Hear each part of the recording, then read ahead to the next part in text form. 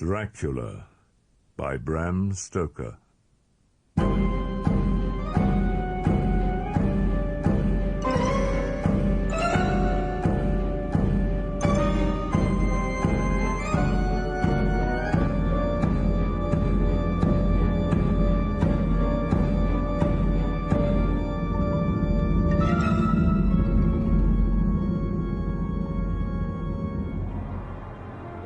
Jonathan Harker's Journal. 3rd May, Bistritz.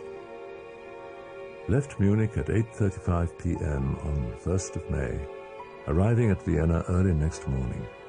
Should have arrived at 6:46, but train was an hour late.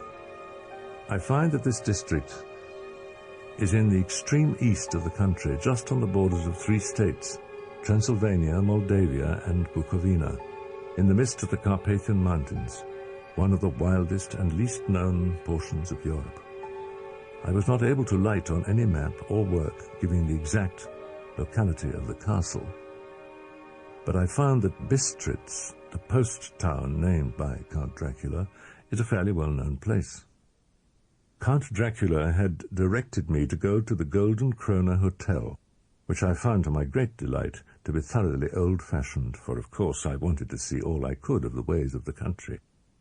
I was evidently expected, for when I got near the door, I faced a cheery-looking elderly woman in the usual peasant dress.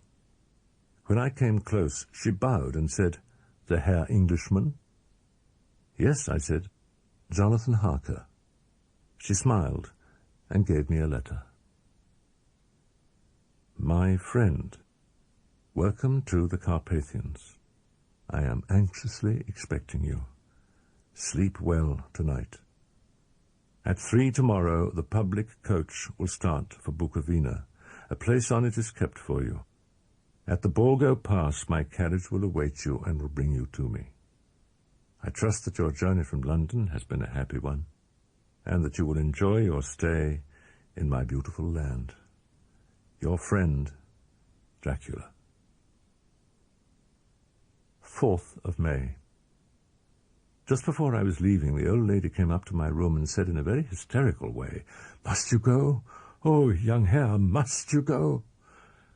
When I told her that I must go at once, and that I was engaged on important business, she went down on her knees and implored me not to. It was all very ridiculous, but I didn't feel comfortable. I soon lost sight and recollection of ghostly fears in the beauty of the scene as we drove along. Before us lay a green, sloping land full of forests and woods, with here and there steep hills crowned with clumps of trees or with farmhouses. Beyond the swelling hills rose mighty slopes of forest up to the lofty steeps of the Carpathians themselves. When it grew dark, there seemed to be some excitement amongst the passengers, and they kept speaking to the driver as though urging him to further speed. He lashed the horses unmercifully with his long whip, and with wild cries of encouragement urged them on to further exertions. Then the mountains seemed to come nearer to us on each side, and to frown down upon us. We were entering the Borgo Pass. I was now myself looking out for the conveyance which was to take me to the Count, but there was no sign of a vehicle. The passengers drew back with a sigh of gladness which seemed to mock my own disappointment. I was already thinking what I had best do, when the horses began to neigh and snort and plunge wildly, so that the driver had to hold them up.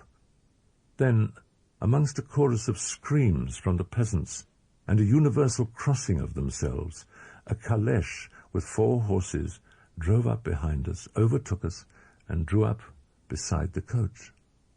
I could see from the flash of our lamps, as the rays fell on them, that the horses were coal-black and splendid animals. They were driven by a tall man with a long brown beard and a great black hat, which seemed to hide his face from us. I could only see the gleam of a pair of very bright eyes, which seemed red in the lamplight.